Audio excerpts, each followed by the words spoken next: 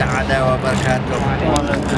Alhamdulillah, syukurillah kita kepada Allah Subhanahu wa taala. Pada pagi ini tuan-tuan berada di dataran Madinah, di dataran Masjid Nabawi, di dataran yang dikatakan adanya makam Rasulullah sallallahu alaihi wasallam.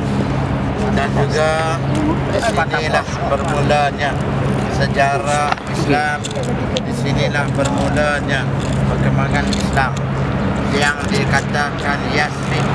Yasrib, jadilah dulu dikatakan Yasrib sebelum dipanggilkan Madinah oleh Rasulullah sallallahu alaihi wasallam. Apabila Nabi sallallahu alaihi wasallam hijrah daripada kota Mekah sampai ke sempadan, tak masuk lagi Yasrib, Rasulullah sallallahu alaihi wasallam bina dahulu masjid yang dinamakan Masjid Quba. Binakan dalam masa tempoh 1 hari, seramai hampir 1,000 orang tolong bantu dia. Masalah dia dan bata-bata dan batu-batu dan juga pokok-pokok kurma dijadikan bumbung dan sebagainya, maka jadilah masjid. Orang dahulu macam tu saja, dia buat ringkas jadi masjid. Kemudian Rasulullah sallallahu alaihi wasallam sembahyang di situ. Ramailah penduduk-penduduk di kawasan Kuba itu ikut Rasulullah sallallahu alaihi wasallam. Kemudian Rasulullah dah sembahyang, Rasulullah bergerak daripada Masjid Quba, dia bergerak sampai dekat Yasrib. Maka disambut oleh penduduk-penduduk Madinah yang dikatakan marhaban bikum ya Rasulullah. Semua pakat gembira sambut kedatangan Rasulullah. Sebab apa? Nama Rasulullah terkenal dah. Dia berada di Mekah, akhlak dan sifat Rasulullah dan nama Rasulullah memang cukup terkenal di Madinah, tuan-tuan. Apabila datangnya Rasulullah sallallahu alaihi wasallam, mereka sambut, tuan-tuan. Kemudian ada yang sahabat-sahabat ni buat tawaran, ya Rasulullah, marilah duduk rumah kami ya Rasulullah. Yang seorang lagi kata, ya Rasulullah, marilah duduk rumah kami ya Rasulullah. Sampai tu tarik Rasulullah, sehingga Rasulullah kata, apabila unta aku ni dia berhenti satu tempat, maka di situlah tempat aku akan duduk, kata Rasulullah SAW. Maka penduduk-penduduk Madinah tengok unta Rasulullah pula, tuan-tuan, ikut berjalan. Semua pakai ikut unta Rasulullah. Kat mana dia nak akan berhenti? Tiba-tiba unta Rasulullah berhenti dekat rumah Abu Sufyan. Bila berhenti dekat rumah Abu Sufyan ni pula gembira, seronok, tuan-tuan. Sebab makhluk Allah yang dimuliakan, bukan saja dimuliakan oleh makhluk Allah, bahkan Allah Ta'ala memuliakan Rasulullah sallallahu alaihi wasallam. Maka dia gembira sangat dah. Tengok unta tadi bergerak pula, tuan-tuan, tak singgah ke rumah Abu Sufyan. Abu Sufyan menangis, tuan-tuan. Lepas tu dia pergi rumah sahabat. Sahabat dah seronok dah. Dia harap ni kalau seronok, tuan-tuan, dia buat style macam tu. Tiba-tiba tengok unta tadi berjalan. Semua pakai ikut unta ni. Kat mana? Kalau unta tu dah berhenti, yang itulah tempat Rasulullah akan berhenti duduk. Tiba-tiba dia singgah ke rumah Khalid Al-Ziyad, Khalid bin Ziyad, bukan Khalid Jafar. Khalid bin Jafar saya lah, Khalid bin Ziyad. Dia singgah ke rumah Khalid bin Ziyad. Khalid bin Ziyad tu dah seronok dah. Isteri dia kata, Khalid kata, adakah Rasulullah ni nak duduk rumah kita, yang keadaan rumah kita ni pun tak apa elok. Yang isteri dia kata, wahai abangku, insya-Allah dah, mudah-mudahan Rasulullah duduk rumah kita. Seronok walaupun rumah kita ni bukan elok sangat. Mengharap dulu memang tak elok, tuan-tuan. Kalau tuan-tuan tengok dulu, tak ada. Bakatlah dia kata, ya mau ke Rasulullah. Dua orang suami isteri ni. Tiba-tiba unta tu berhenti. Khalid bin Ziyad ni seronok, tuan-tuan. Elok dia keluar-keluar nampak unta tu bergerak pula dah. jalan. Allah, duk teriak pula lagi suami isteri. Menangis. Tengok-tengok tak ada harapan lah Rasulullah. Tiba-tiba unta tu patah balik, pergi berhenti rumah Khalid bin Ziyad tu terus datang. Sampai dia tak mau pergi mana. Maka Rasulullah pun kata, itulah tempat rumah yang aku akan duduk sekarang. Maka Rasulullah pergilah rumah Khalid bin Ziyad. Khalid bin Ziyad dia seronok tadi. Kemudian orang datang bertanya akan hukum, datang belajar kepada Rasulullah di rumah apa? Khalid bin Ziyad. Kemudian Rasulullah menyampaikan hajat dia. Dia nak mendirikan rumah di satu tempat di sini. Kemudian dia nak membelikan tanah. Kalau kata Khalid bin Ziyad, ya Rasulullah, kalau kamu nak ambillah tanah sebidang tanah yang aku punya saja, sekangkang kera orang kata. Yang itulah tanah yang aku ada, aku wakafkan kepada kamu ya Rasulullah. Kemudian kata Rasulullah, wahai Khalid bin Ziyad, kalau kamu bagi tanah ni, kamu nak duduk di mana ya Rasulullah, ya Khalid bin Ziyad? Maka kata dia akan duduklah di mana-mana, di kaki lima rumah Rasulullah pun jadilah, asal dia dekat dengan Rasulullah sallallahu alaihi wasallam. Hadirin hadirat yang dirahmati Allah, yang berlaku itu ialah 1400 tahun. 1400 tahun ni tuan-tuan.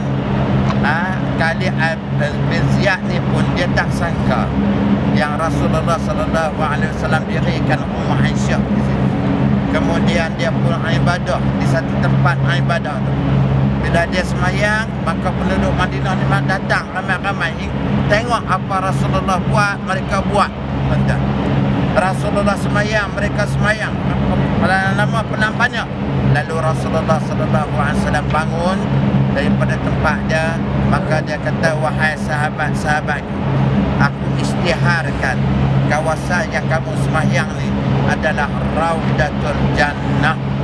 Tak sangka oleh Khalid bin Ziyad bahawa tanah yang diwakafkan dia akan dinaikkan taraf sebagai Raudatul Jannah, taman-taman surga. Maka di situ ramai orang ibadah, tuan-tuan. Doa dimakbulkan oleh Allah Subhanahu wa taala. Dan hari ini kita datang Madinah, kita duk tanya mana dia Raudah. Sehinggalah Ustaz Nasir sendiri pun cari isteri dia pun Sitina Raudah. Sebab apa tuan-tuan? Sebab tu cari Raudah tu. Raudah ni taman-taman surga. Indah tuan-tuan. Orang kata ada cerita ada rumah yang ada ekor, rumah yang ada macam-macam kemewahan. Kita rasa macam nak masuk. Macam itulah Raudatul Jannah, taman-taman surga. Siapa dia?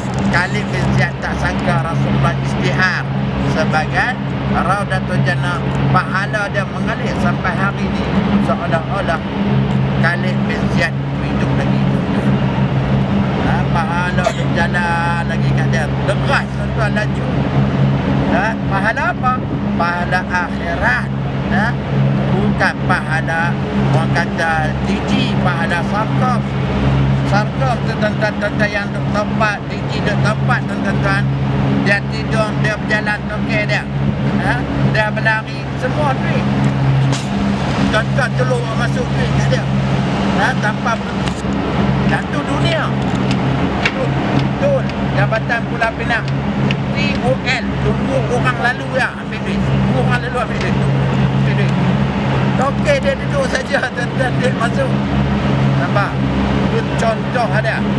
Yang tu dunia, ni akhirat macam mana Khalid bin Ziyad. Sehinggalah Rasulullah gelarkan dia Abu Ayyub Al-Ansari. Sebab apa Abu Ayyub? Sebab anak Khalid bin Ziyad nama Ayyub. Kemudian Rasulullah panggilkan gelaran bapa Ayyub, iaitu Abu Ayyub Al-Ansari. Al-Asadar daripada Ansar.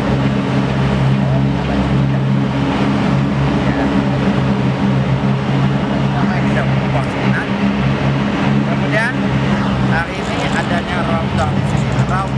Dalam Raudah kapet dia berwarna kelabu.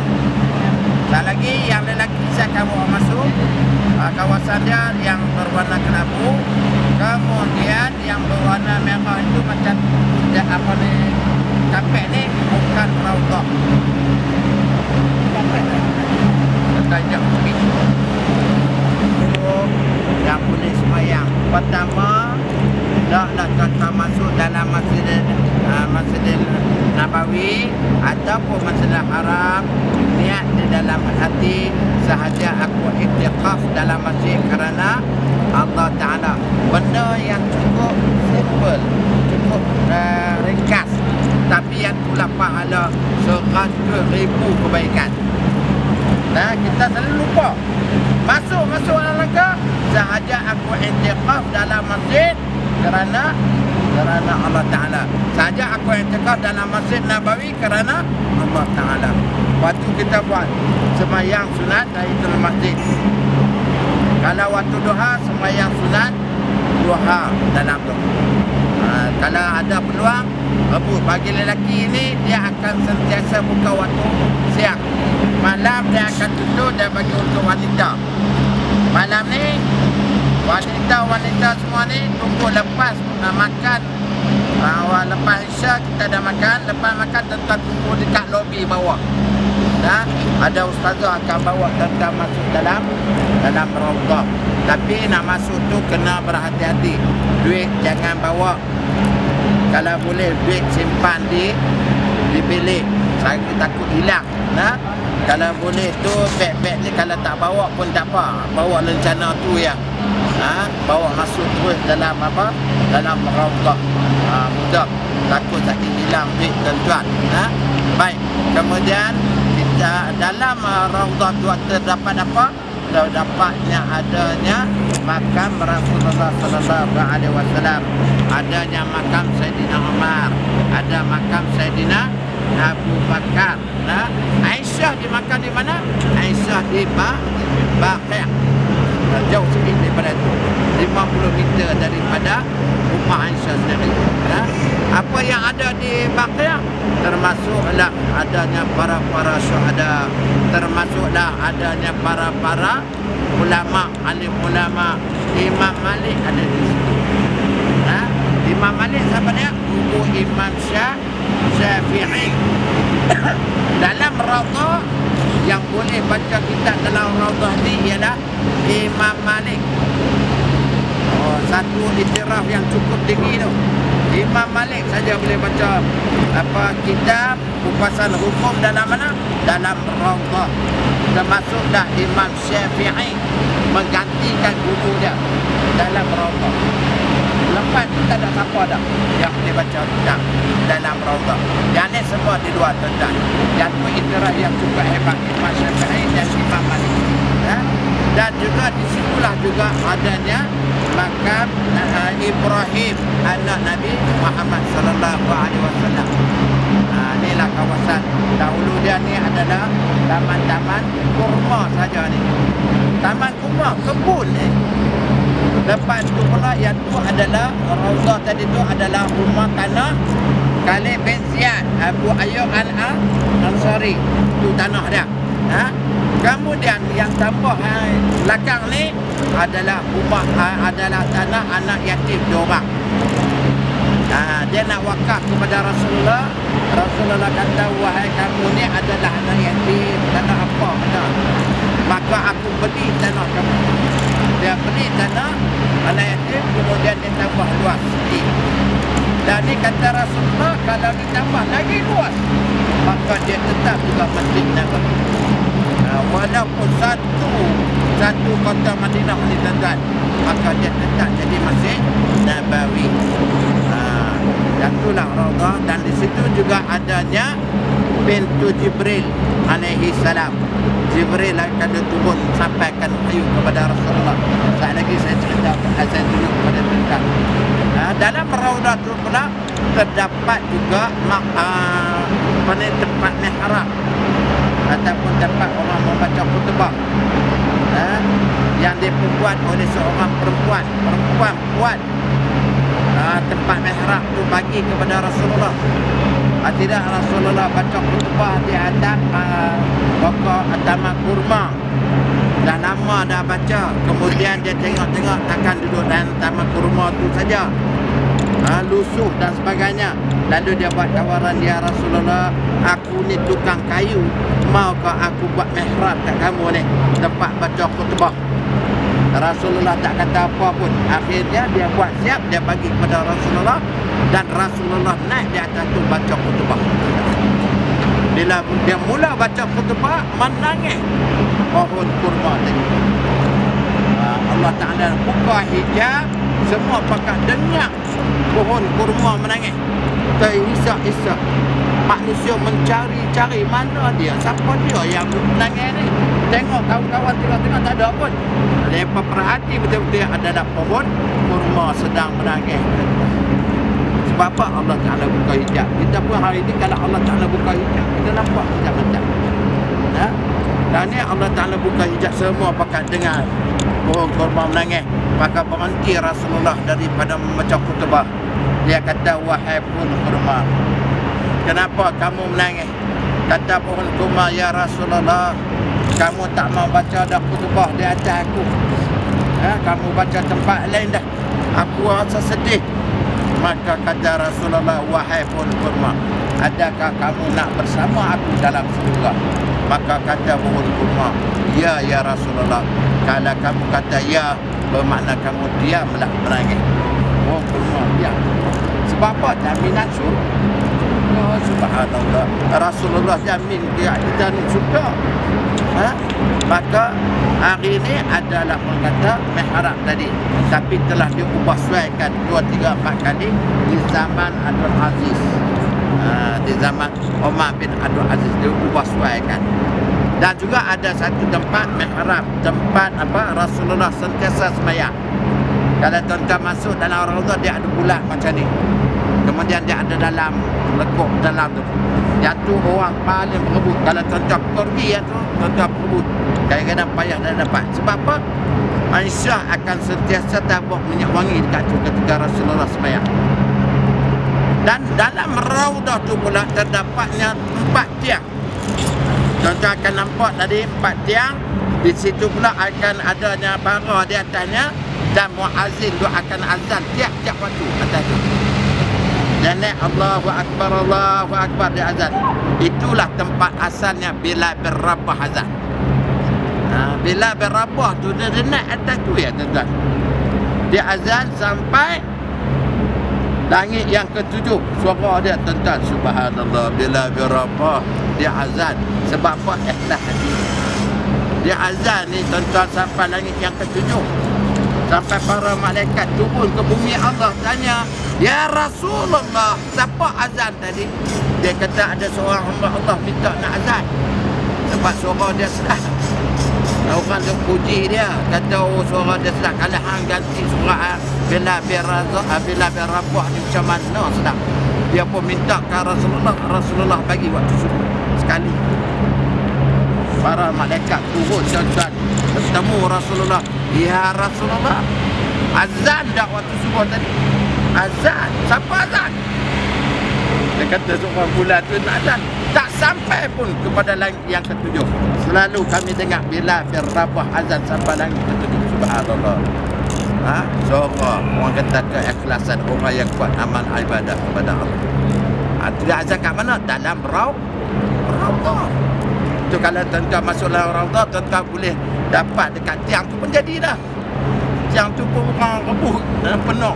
Tapi tuan-tuan pastikan tuan-tuan berada di sini 2 hari 3 hari di Madinah, tuan-tuan kena rebut masuk dalam raudhah. Dan bukan lagi ni, bukan saya nak tolak masuk, tuan-tuan kena tolak masuk sendiri. Baca macam mana? Rabbi yasir wala tu'asir, Rabbi tamim bi khair ya Allah. Minta doa macam tu tuan-tuan. Sahabat dah tuan-tuan nak masuk dalam raudhah, memang kita tak mampu. Kita nak minta bantuan Allah. Rabbi yasir wala tu'asir, Rabbi tamim bi khair ya Allah. 3 kali tuan-tuan baca. Yakin ke Allah Ta'ala buka jalan kat tuan-tuan. Macam tu juga tuan-tuan nak tawaf nanti. Nak tawaf Baitullah 1000 orang tuan-tuan. Tuan-tuan baca yang tu. Kalau tuan-tuan nak pergi pegang dan kelambu Kaabah, payah nak pergi, Rabbi yasir wala tu'asir Rabbi tammi bi khair ya Allah. Wirikkan ya tuan-tuan, Allah Ta'ala ada buka jalan pada tuan-tuan. Inilah kemudahan dia tuan-tuan. Inilah kata kita mohon kat siapa? Dekat Allah. Macam seorang hamba Allah, kita mencari rezeki. Rezeki payah dah kita cari. Rezeki ni payah kita nak cari tuan-tuan. Nak kena pergi sana, nak kena pergi sini, nak pergi sana, nak pergi sini. Penat nak cari rezeki. Tapi apabila kita mohon kepada Allah dengan sembahyang sunat duha, mohon kepada Allah, Allahumma ya Allah, jikalau ada rezeki aku di atas langit, kau turunkanlah. Sekiranya ada rezekiku di bawah bumi, kau keluarkanlah. Sekiranya ada rezekiku yang jauh, kau dekatkanlah, kau berilah kepada aku. Sekiranya ada rezekiku yang susah, yang payah, kau permudahkanlah ya Allah. Nampak kita minta, kemudian kita buat kerja sikit ya, tapi Allah Ta'ala bagi rezeki tu juga. Sebab apa? Sebab kita mohon ya Allah. Dia tak mohon, penatlah tuan-tuan. Nak pergi masuk dalam raudah tak mohon ke Allah, penat. Nak tunggu Pak Arab tu bangkit, tengok Pak Arab pun dah jeli kan. Kuih pun dia tak bangun punggung dah. Dia duduk keras tu ya. Kita kata Arab ni pun bengong, tak mahu. Mula kita pula maki Pak Arab. Nampak? Sedangkan dia pun baru masuk, kita pun baru datang. Kita minta ke apa? Minta ke Allah. Bila minta ke Allah, Allah Ta'ala bagi apa? Tak. Tu orang kata perbuatan mohon kepada Allah, jangan mohon kepada orang lain.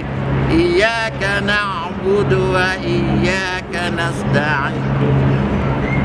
Kalau Tuhan yang kami sembah, kalau Tuhan yang kami mohon pertolongan, kita minta ke Allah. Jangan minta dengan orang lain. Jangan minta dekat Ustaz Khalid, jangan minta dekat Ustaz Nasir. Jadi tuan-tuan, hari ni Rabu boleh masuk Raudah. Tak boleh tengah hari, tak boleh malam ni, tak boleh besok subuh. Subuh masuk pukul 4, kita keluar pukul 2 boleh masuk dalam Raudah. Usaha tuan-tuan, kita buat mana? Jangan lalu pun ni. Kita masuk ke belakang tu, potong dah, sokat dah dalam masjid. Tuan-tuan dah masuk, boleh dah dengan niat dia, niat itikad kita sama-sama bangun. Kemudian kita bagi salam kepada Rasulullah sallallahu alaihi wasallam dan juga Sayyidina Umar, Sayyidina Abu Bakar, dan kita sampaikan salam kita kepada salam sahabat kita kepada Rasulullah sallallahu alaihi wasallam. Sebelum tu marilah kita selawat kepada Rasulullah sallallahu alaihi wasallam sebanyak 10 kali. Allahumma salli ala sayyidina bukit. Kemudian mereka kata Nabi Nuh ni majnun gila. Orang nak buat bahtera tentu tepi pantai, ya. Tapi Nabi Nuh alaihi salam buat bahtera atas bukit pula. Tak di bawah lantai dah. Kalau di bawah ni senang nak tolak tak. Tapi dia buat di atas bukit. Kemudian padang pasir, tak ada laut pula. Macam mana orang tak kata Nabi Nuh alaihi salam gila? Bila gila ni dia hina dia dan sebagainya sampai berak atas kapal dia, kereta dia. Tapi Allah Ta'ala ni menghayukan, dia jadi ubat. Dan itu jadi sapu balik muka mereka. Nampak Allah Ta'ala nak melakkan mereka balik. Kemudian keluar air daripada bumi Allah, keluar daripada langit Allah Subhanahu Wa Ta'ala, maka banjir. Dunia banjir.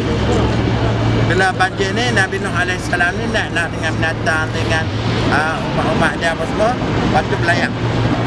Dia panggil isteri dia dan anak dia, Nabi Nuh AS. Itu dakwah ni. Hidayah adalah milik Allah, bukan milik dia. Dia dakwah, anak dan isteri dia tak mahu juga nak naik bukit lain nak selamat dia. Tapi Nabi Nuh AS belayar. Dia belayar sampai ke Baitullah. Maka dia tawaf sebanyak 7 kali tawaf. Kita hari ni pun tawaf sebanyak 7 kali tawaf. Lepas tu barulah belayar. Dia jumpa bahtera dia di mana? Di Bukit Judi. Di mana? Di India. Yang tu yang kata bekas tapak Nabi Adam itu berada di mana? Di India, Sri Lanka. Dan modern orang Sri Lanka, di India.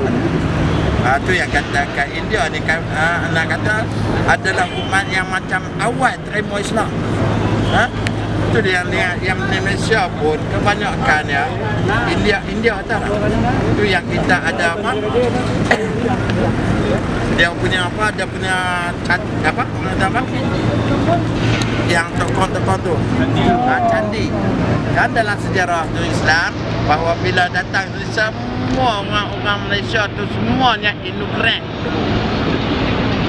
Tak para miswara dengan sebab para miswara tengok dakwah Islam, lepas tu dia masuk Islam, semua rakyat dia masuk Islam. Ajak kita buat enggak projek. Nampak tak? Kita bersyukur kepada Allah Islam sampai. Nampak tak? Dan macam inilah juga.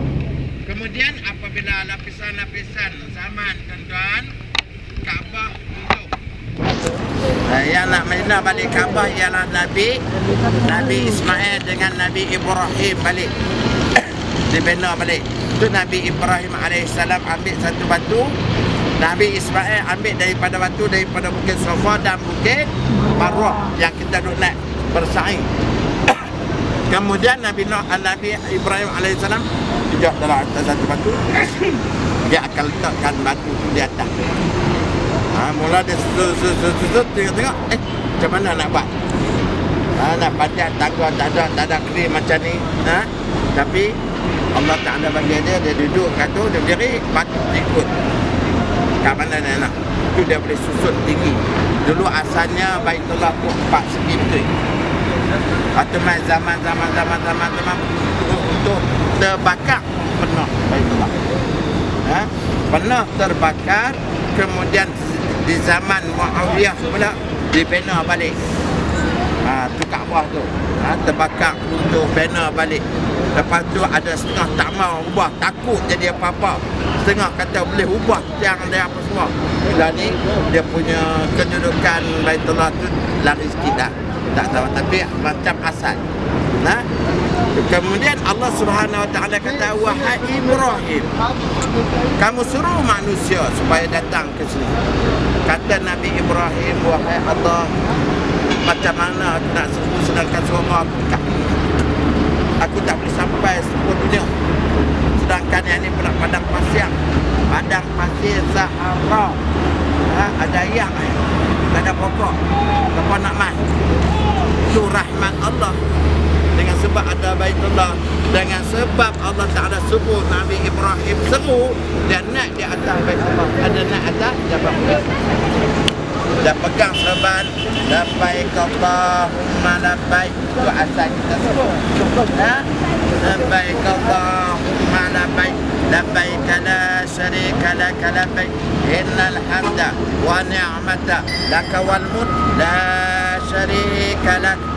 Maka seruan itu sampai semua sekali, dalam jadi manusia sekalipun, dalam khulbi manusia sekalipun, sampai di Lauh Mahfuz kita nak lahir ni ada dah nama apa semua disebut oleh Allah Subhanahu Wa Taala. Nampak tuan-tuan? Yang itulah rezeki yang Allah Ta'ala bagi. Kalau tidak ada Baitullah, maka manusia tak akan sampai ke sini tuan-tuan. Kalau mengharapkan padang pasir, siapa nak main?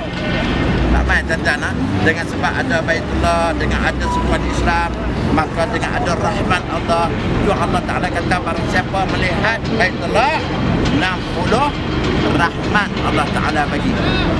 Termasuk dia buat macam tu, orang mana? Orang boleh bekerja, orang boleh buat kontrak, orang boleh buat travel, orang boleh berdakwah, orang boleh baca kitab dalam semua. Nampak dan tak? Kata ada Baitullah ni, dia jadi keseluruhan dia. Baru nak berbulan. Kalau tak ada Baitullah, tak ada apa. Rahmat Allah. Nampak tak? Itu contoh dia. Wallahualam. Ni ada mana? Atas Bukit Jabal. Tapi tempat kelahiran dia di situ. Rumah Abdul Muttalib. Banyak yang Assalamualaikum warahmatullahi taala wabarakatuh. Waalaikumsalam. Alhamdulillah. kita panjatkan kesyukuran kepada Allah Subhanahu wa taala. Yang mana yang kini tuan-tuan berada di perkuburan Ma'la, iaitu perkuburan Ma'la yang dijaminkan syurga Allah Subhanahu wa taala. Bang siapa mempenghuni dia akan dimasukkan dalam syurga Allah Subhanahu wa taala. Begitu jugalah manusia-manusia yang datang ke sini yang mengerjakan haji ataupun umrah telah pun dipanggil oleh Allah Subhanahu wa taala. Kemudian dia dikebumikan di tanah haram. Walaupun di tanah haram, tapi dia masih lagi berada di kawasan tanah haram. Dia tu akan diselamatkan daripada api neraka Allah Subhanahu wa taala. Itulah orang kata kadang-kadang yang jemaah kita ni doa nak mati di Mekah. Tapi tuan-tuan, bagaimana hukum fiqh menyatakan jangan tuan-tuan berdoa untuk mati sedangkan tuan-tuan masih sihat. Hukum dia adalah haram. Kalau tuan-tuan kata Allahumma ya Allah bagilah aku mati, tak boleh tuan-tuan, haram. Melainkan nampak uzur dah tak larat dah. Nampak ibu kita dalam keadaan uzur dah, sampai nyenyok dah. Hukum dia adalah harus kita doa supaya ibu kita ni mudah dia menemui Allah Subhanahu wa taala. Sebab manusia yang nak mati ni dia akan kena kifarah dulu. Kifarah apa? Sebagai denda nak tapihkan dia punya dosa-dosa dia tadi. Bagaimana saya bawa yang tahun sudah seorang nama dia Salmiah yang dikenali sebagai misi kampung, yang nak berasal, yang ikut dengan saya. Kemudian dia telah pun meninggal di sini dan saya urus selama 2 hari dan saya tak tidur 3 hari tuan-tuan. Saya urus dia sehingga saya takut saya lambat urus, saya lambat balik tuan-tuan. Tapi alhamdulillah dia dikuburkan di perkuburan syuhada. Syuhada dekat mana? Dekat ujung ni tuan-tuan. Lebih kurang 7 kilometer ya di sini. Tapi dia berada di dalam kawasan tanah haram. Yang tu beruntung tuan-tuan. Dia mati di Mekah. Dia mati disemayangkan di Masjidil Haram. Berapa ribu orang semayang jenazah dia. Punya mudah tuan-tuan, subhanallah. Saya tengok muka dia pun mesri. Walaupun saya sedih, jemaah saya, anak dia pun saya sudah bujuk tuan-tuan. Saya tak nikah dengan dia. Kan ada bujuk dah, sahabat lama dah ikut saya balik. Nak buat macam mana kan? Kita dah urus sampai dikuburkan, dikebumikan di sini tuan-tuan. Itu beruntunglah dia. Sebagai tetamu Allah Ta'ala jemput dia sebagai tetamu dia sambut terus kawan tu, subhanallah. Dia sambut terus tuan-tuan. Allah Ta'ala sambut, Allah Ta'ala layan dia sebagai tetamu tetap dia. Siapa dia? Para syuhada. Dia beruntung dalam surga Allah Subhanahu wa taala. Bagaimana yang terdapat kisah di dalam kitab Mutla'ul Badri, muka surat yang ke-200. Bagaimana Nabi sallallahu alaihi wasallam menyatakan di akhir zaman Baitullah akan dihadap depan Allah sekali lagi tuan-tuan. Ni atas dunia, besok Baitullah ada sekali lagi di padang mahsyar. Kemudian kata Allah, wahai para malaikat, kamu bawakan Baitullah, heret Baitullah masuk dalam surga tu. Maka katalah Baitullah, wahai Allah, aku tak akan bergerak melainkan orang yang sentiasa tawaf aku di atas muka bumi. Aku nak masuk surga dengan orang-orang yang sentiasa tawaf aku di atas muka bumi. Sebab apa? Dapat syafaat, dapat pertolongan tuan-tuan. Yang tu yang kita nak kita mengharapkan. Kalau harapkan pahala kita banyak ke? Pahala kita tak banyak. Mengumpat banyak, riak banyak, takbur banyak yang menghapuskan segala amalan-amalan kita. Public goal banyak mah. Goal banyak mah, lagi kita lagi banyak. Tapi bila kita buat amal kebaikan, dia doa hapus banyak dengan apa? Dengan sifat-sifat yang dicela. Dah harap dosa paling banyak tuan-tuan. Banyak celek mengumpat orang, celek mengumpat orang. Sama-sama duduk di mana? di bumi Mekah. Satu kejahatan 100,000. Bukan saja kebaikan, 100 kejahatan 100,000. Oh, tak ganda juga, double juga. Ya. Yang itulah dia. Baitullah esok ni nak heret. Baitullah kata, wahai Allah, aku tak akan masuk ke Baitullah melainkan orang yang sentiasa duk tawaf aku di atas muka bumi Allah. Maka bangun orang-orang yang duk tengah tawaf Baitullah di atas muka bumi Allah yang dulu ni, tuan. Dia keluar-keluar, dia tawaf sekali lagi di padang mahsyar Baitullah. Seronoklah tuan-tuan, sambil duk tawaf ni seronoklah, kami nak masuk surga, kami nak masuk surga. Dia kata Rasulullah, Baitullah itu diiring macam mana pengantin, tuan-tuan, orang sambut. Kemudian kata Rasulullah sallallahu alaihi wasallam, malaikat ni heret dah. Baitullah masuk dalam surga Allah. Tiba-tiba Baitullah kata sekali lagi, wahai Allah, aku tak akan masuk dalam surga melainkan aku bersama dengan orang-orang yang mati di Ma'la dan mati di tanah haram. Subhanallah. Orang-orang Ma'la ni semua pakat bangun subhanallah, pakat dia sebut tak? Subhanallah walhamdulillah wala ilaha illallah. Peluang tuan-tuan, dia ada sebut, wahai Allah, aku tak akan masuk surga melainkan kau izin orang-orang yang mati di Ma'la. Keluarlah, bangun, saya lah mati di Ma'la saya. Tapi Abu Jahal tak ada sini. Abu Jahal tak ada sini, kan? Siapa dia yang ada sini? Adalah Siddiqah Khadijah. Siapa dia Siddiqah Khadijah? Ialah kekasih Rasulullah, isteri Rasulullah yang paling Rasulullah cintai, sayang dia. Sebab apa? Yang itulah yang memberikan semangat, yang sokong Islam, yang beri kekuatan kepada Nabi Muhammad sallallahu alaihi wasallam.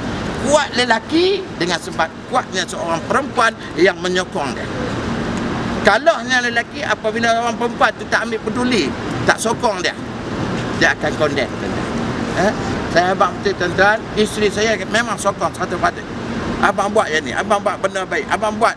Walaupun orang buat macam mana abang, abang tetap terus perjuangan. Syahid abang, dia bagi semangat kita banyak derah tu. Seronok. Tuan-tuan, saya bukan kira dia tu tak cantik ke apa semua, tapi dia boleh bagi semangat kat kita lagi kuat, tuan-tuan. Kita nampak kita nak jatuh, dia bagi semangat kita naik balik, tuan-tuan. Macam itulah Rasulullah. Dia sayang dah kat Siti Khadijah. Dah meninggal dunia pun masih merindui Siti Khadijah. Sehinggalah satu hari dia duk sebut kepada Aisyah, wahai Aisyah, semua yang aku ada isteri-isteri aku ni, isteri yang paling aku sayang ialah Siti Khadijah. Oh tuan-tuan, sebab apa? Sebab yang tu. Kalau Siti Khadijah tu tak meninggal dunia, dia tak kahwin lagi, tuan-tuan. Tapi tu dia hebat dia, nak. Dia ada sebut Siti Khadijah sampai Aisyah kata tak ada lain ke, kami pun isteri Rasulullah dah. Dak kata Rasulullah tak sama tau, tak sama Siti Khadijah dengan isteri-isteri dia yang lain. Wah, hebat dah, hebat tuan-tuan. Di mana dah? Di sini, di Ma'la. Sebab apa? Dia kata kepada Rasulullah, wahai Rasulullah, aku ada kata ambillah apa semua untuk Islam. Tapi kalau kamu nak, kalau aku mati, tulang aku ini boleh ditimbang dan tulang aku boleh dijual. Kamu ambil tulang aku, kamu jual, kamu tegakkan Islam. Itu dia, tuan-tuan. Siapa dia? Dia Khadijah. Ada kita semangat macam tu, nak tolong Islam ni, ada tak? Ada tak kita nak tolong Islam? Ada usaha tak kita? Satu lagi public good. Dia buat as-sunnah mas. Dapat tuan-tuan. Sudah berjuang dah untuk Islam. Tarik orang-orang Islam ni masuk. Kenapa? Tujuan apa tuan-tuan? Tujuan nak naikkan taraf dinar. Kalau dinar itu hebat tuan-tuan, habis. Amerika tu habis tuan-tuan. US habis untuk. Ni dinar, duit mah tuan-tuan. Rasulullah dah buat dah. Kita ada usaha tak? Ada usaha. Tajuk orang Islam kita masuk esok. Satu jihad. Tentu ada usaha kat mana? Yang ni tak boleh. Cari alim pula masuk untuk Islam. Jadi tentu ada usaha untuk Islam. Jadi macam mana Siti Khadijah selit dalam tu. Kemudian pula dah habis semua orang-orang Ma'la semua keluar dah tawaf Baitullah. Ramai tuan-tuan. Kemudian pula nak heret masuk pula dalam surga Allah. Kata Baitullah, wahai Allah, aku tak akan masuk surga melainkan aku nak bersama dengan orang-orang yang jarang. Jarang-jarang dia datang. Bukan Perom dia kata jarang-jarang, kadang-kadang tak. Orang yang jarang datang Baitullah, yang tawaf aku pada aku ketika aku hidup, aku ada di atas muka bumi Allah. Aku nak sama dengan orang tu. Siapa dia? Saya duk baca hadis tu tentang saya menangis. Jadilah aku golongan ni jadi ya. Golongan saya bawa jemaah tuan-tuan. Tuan-tuan pemirsa Matawah ni, bermakna mungkin saya jadi. Jadilah aku ni orang begitu. Supaya aku bangun, aku boleh duduk tawaf juga. Dan aku masuk dalam surga Allah. Kalau nak kira amal baik, ada tak? Amal baik tak ada. Tu saya takut tuan-tuan. Amal baik saya tak ada. Amal jahat ada. Tapi orang heret saya masuk. Allahu Akbar. Satu lagi apa? Syafaat Rasulullah. Banyak selawat ke Rasulullah. Bila banyak selawat kepada Rasulullah, kita akan orang yang beruntung di padang mahsyar. Kita dapat syafaat Allah Subhanahu wa taala. Di sini tuan-tuan adalah perkara maklah. Lelaki dia tak bagi masuk dalam bulan Ramadan, dia tutup dia. Orang lelaki boleh masuk, orang perempuan dia tak bagi masuk. Duduk di sini, tuan-tuan doalah di bumi Mekah ini, mudah-mudahan tuan-tuan jadi golongan orang-orang yang akan masuk surga Allah dengan syafaat Allah, syafaat Rasulullah, syafaat Baitullah. Minta ke Allah. Mudah-mudahan kita semua masuk dalam surga Allah Subhanahu wa taala. Dan kita bacalah Ummul Fatihah, kita hadiahkan kepada penghuni-penghuni perguruan Ma'la, dan insya-Allah kita pun akan mengikuti mereka juga nanti. Bila masa, wallahu alam. Al-Fatihah. Masjidil Haram. Ini Safa Marwah ni. Bagaimana perancangan tahun 2050? Perancangan di Masjidil Haram, pembinaan dan sektornya dia runtuh sekarang. Dan esok ni akan dibina macam ni keadaan dia. Sekarang ni Sa'i, Safa dan Marwah. Yang ni depan ni adalah pintu ujung sana adalah pintu Babus Salam, pintu yang awal. Babus Salam. Esok ni tuan-tuan akan ada hotel di sini. Dan harga pakej dia dah esok ni yang akan datang bukan saja harga pakej macam ni, dia akan naik lagi tuan-tuan. Masa haji pun akan naik lagi tuan-tuan. Sebab tuan-tuan ada dalam ni semua. Termasuk mutaham dia, termasuk makan dia, termasuk hotel dia, termasuk semua. Dan kita akan berkumpul di sini lah. Ini yang perancangan yang akan datang. Yang tuan-tuan tengok sekarang, dia punya hotel-hotel, dia punya kedai dan sebagainya diruntuh. Kemudian dibina balik, mengambil masa. Sekarang dah hampir 20 tahun. 20 tahun hanya sebahagian kecil ni. Yang ni dah jaya dah, dengan yang tu ada kita tak. InsyaAllah dia akan datang. Baik, mari kita tengok pula. Ini adalah gambar Mekah ketika zaman tahun 60-an. Datuk nenek kita datang dengan kapal layar. Pasal ni kita ada lagi. Yang ni adalah tempat air Zam-Zam dahulu. Sekarang ni telah pun dibuang. Satu bangunan ni dibuang kerana apa? Kadang-kadang halang daripada tawaf. Sekarang dah orang ramai. Yang ni dibuang. Kemudian yang ni pemakam Ibrahim lah ni dia dah jadi kecil dah. Dia tak jadi besar, dia jadi kecil. Yang ni orang dah tawaf tuan-tuan. Yang ni real. Dia punya tawaf ni real. Ada dengan tanah tuan-tuan, bukan dengan mozaik. Masa tu memang original kalau tawaf ni. Air Zam-Zam ni kita boleh masuk cedok tuan-tuan. Masa tu. Bila lama kelamaan orang datang, Puak Indah datang, Puak yang datang, mereka mandi dan mereka buang kencing di sini tuan-tuan. Dan lama Pak Arab pun untuk padang sekarang tuan-tuan. Baik, kita tengok tuan. Ramai. Yang ni adalah tangga untuk membuka pintu Kaabah. tangga yang digunakan untuk membuka pintu Kaabah, dan ini pada sekitar tahun 60-an 50-an tuan-tuan. Kayu dia adalah kayu kokoh.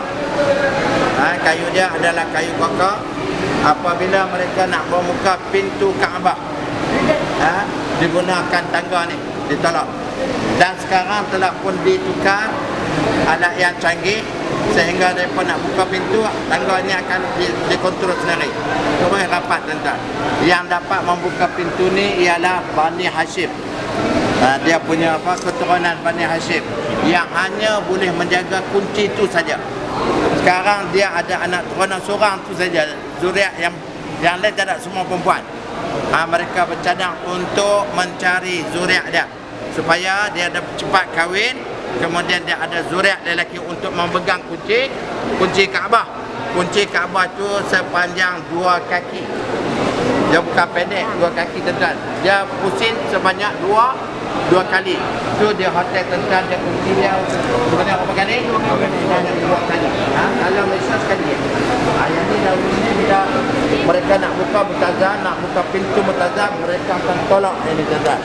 Rapat ke mutazah tu baru mereka buka pintu tuan-tuan. Baik, kita tengok akan dijual elok. Jadi orang kata bayar tidak. Jadi di sini ada barang besar.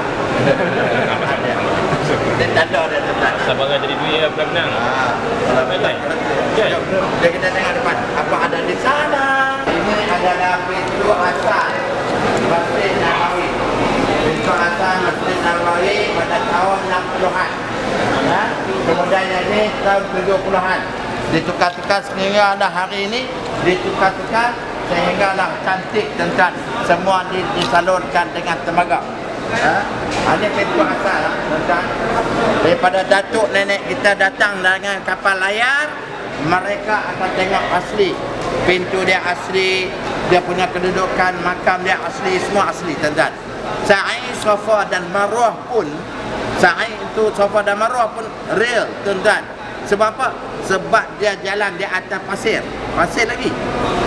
Baik sekarang ni tuan-tuan, tahun 2016 semua ada dalam muzik.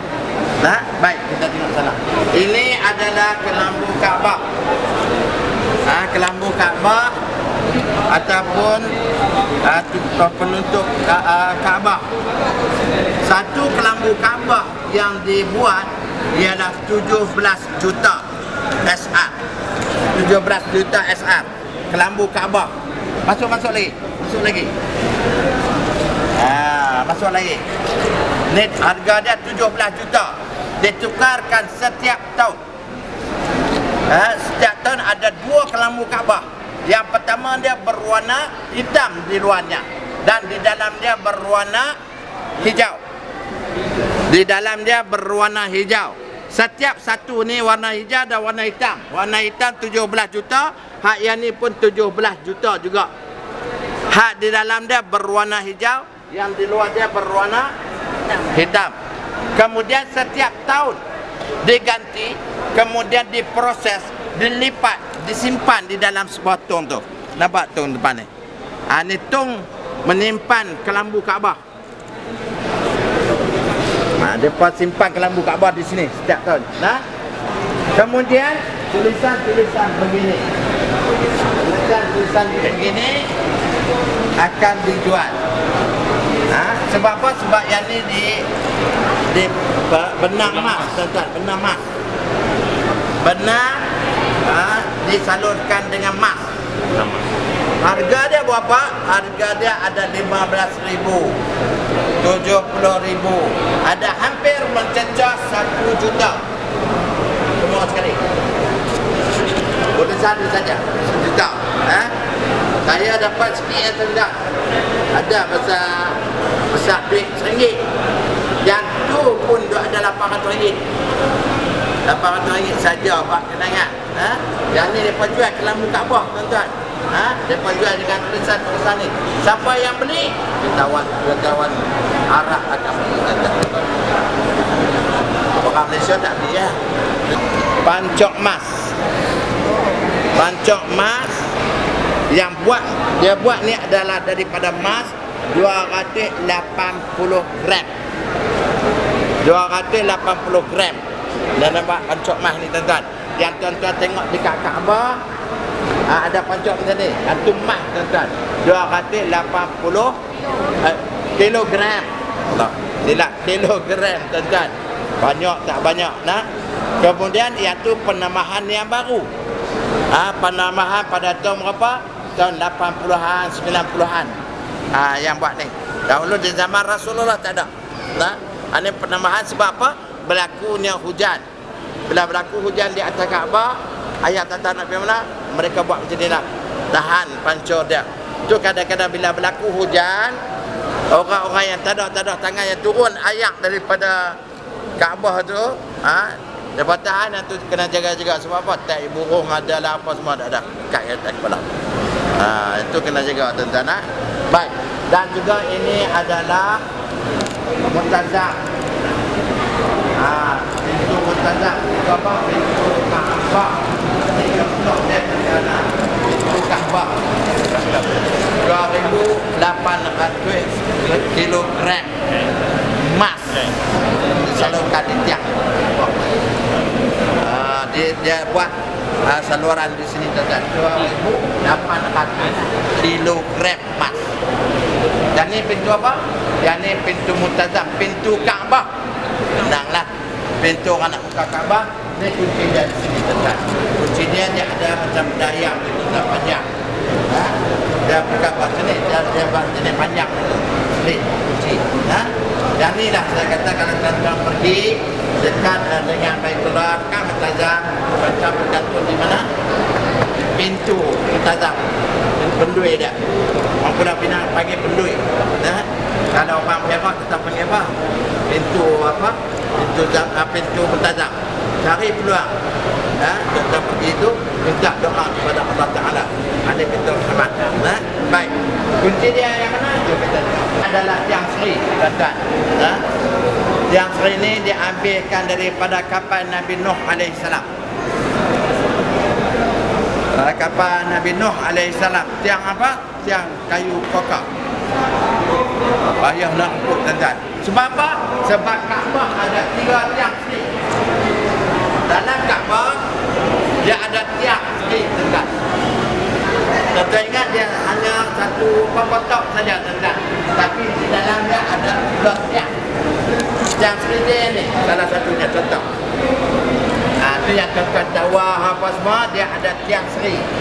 Kita tak tahu tu, tuan-tuan tak tahu tiang seri kan? Dia ada tiang seri tuan-tuan dalam Kaabah. Kemudian ini adalah pintu Muntazam. Yang dahulunya ada simpanan emas di sini. Itu zaman Rasulullah kan.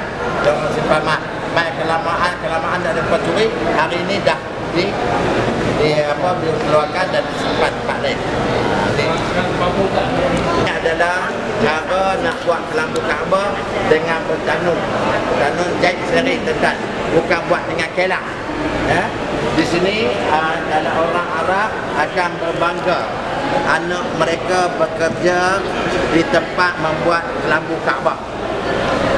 Yang kedua, anak mereka akan berbangga, ibu bapa akan berbangga sekiranya anak mereka bekerja dekat kelang pencetak Quran. Sebab apa? Nak sentiasa ada air sembahyang. Yang ni pun nampak kelambu Kaabah ni pun sentiasa ada air sembahyang. Dan buat daripada benang emas. Tak buat tu satu benang emas. Tu harga dia ialah 17 juta SR. Satu kelambu. Di dalam dia pun yang berwarna hijau pun 17 juta juga tuan-tuan. Baik, Quran asal tuan-tuan. Tulisan tangan. Dahulu Al-Quran, ayat Al-Quran tulisan dia macam ni. Kalau kita nak baca pun tak boleh tuan-tuan. Tak ada baris, tak ada wakaf, tak ada stok. Kemudian pula tidak ada tanda-tanda tanwin pun tak ada. Dan tanda-tanda dengung pun tak ada. Dah baca. Dan juga huruf tu pun kita tak tahu macam mana tulisan khat dia. Apa berlaku di mana? Di zaman Sayyidina Osman. Bukan. Kemudian di kokok tambahkan dengan barisan. Tengok orang lama tak boleh membaca Al-Quran dengan sebab tidak ada baris. Kemudian ulama-ulama meletakkan baris. Lama kelamaan manusia baca Quran tapi tak boleh nak stop lah. Tanda stop. Tanda wakaf. Tu yang ada Baitullah, adanya ada ta, contoh dah. Kemudian ada ain. Kemudian pula lama kelamaan manusia baca pula tidak berpandukan kepada tajwid. Sekarang ditandakan dengan tajwid. Kemudian ditukarkan ke nama Al-Quran Osmaniyah. Nampak? Yang Osmaniyah tu lengkap dah tuan-tuan. Yang berlaku pembukuan kitab Al-Quran itu ialah sezaman Nabi, sezaman Sayyidina Abu Bakar As-Siddiq. Yang dapat kesempurnaan Al-Quran ini ialah di zaman Sayyidina Osman. Itu yang dikatakan Al-Quran Osmani. Baik. Itu zaman-zaman dia nampak dia punya tulisan yang ada suku, ada apa semua ada ni. Duit seduit. Dulu duit seduit. Hanya duit seduit Malaysia saja tak ada sini. Oh, rakyat yang ni tak tahu lah. Ni depa jumpa dalam apa? Dalam telaga Zam-Zam. Ini bekas contoh tempat minuman.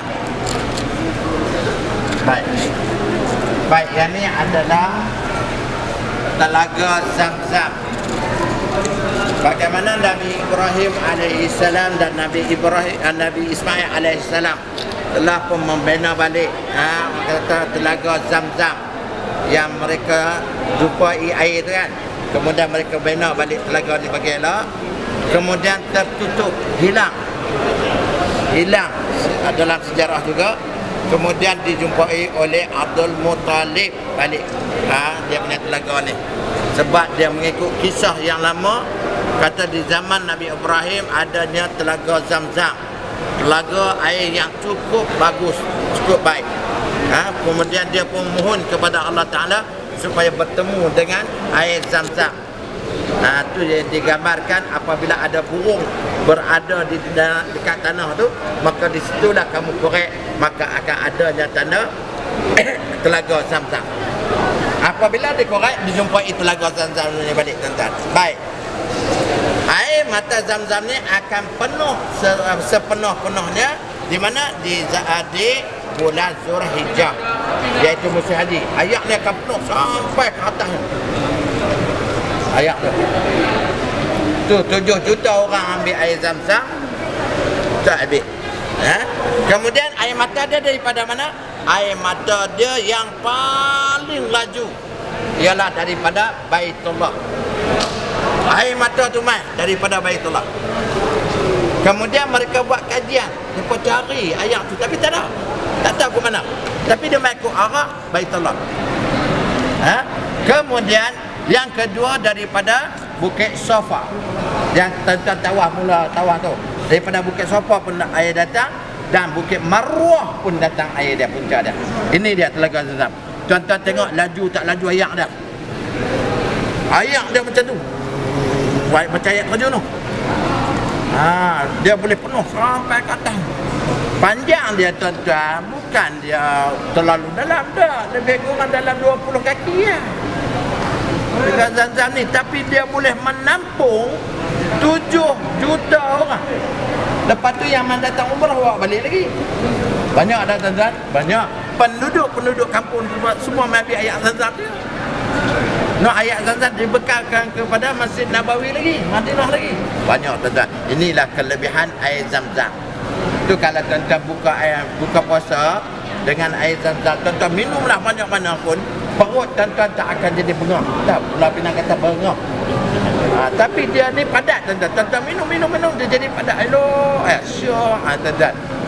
Dia rasa lagi ada tenaga, dia halus tuan-tuan. Dia ada orang kata apa? Benda yang ringan masuk dalam perut. Kalau kita minum air 2 gelas, 3 gelas air biasa, sandak kat dinding, bengah terus tuan-tuan, terawih pun hilang. Tu contoh. Yang ni minum air Zam-Zam, tapi saya suka air Zam-Zam bola peti air. Buat pelak minum Allah tuan-tuan, syok masuk dalam perut. Kadang-kadang